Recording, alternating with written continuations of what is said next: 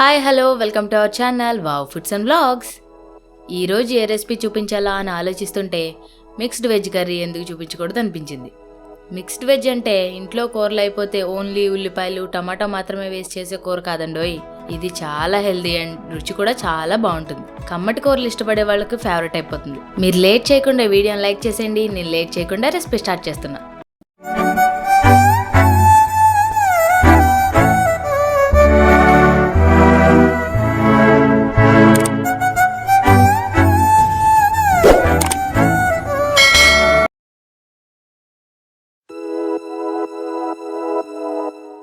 ముందుగా బాండీలో నూనె పోసి సన్నగా కట్ చేసిన ఉల్లిపాయలు వేసి వేయించాలి.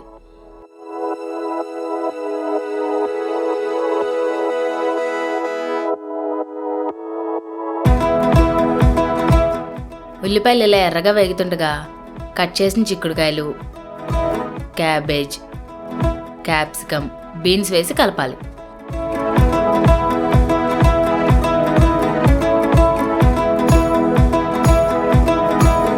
ఇలా కలిపిన దాంట్లో టమాటాలు, ఉప్పు వేసి మూత పెట్టి మగ్గించాలి.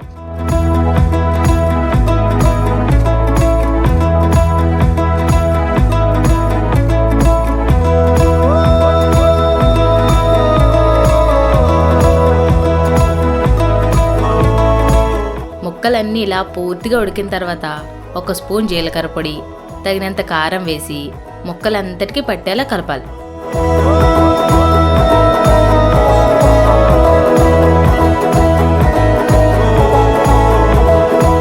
ఇలా కలిపిన ముక్కల్ని ఒక 20 సెకండ్లు ఆగి సర్వ్ చేసుకోవడమే.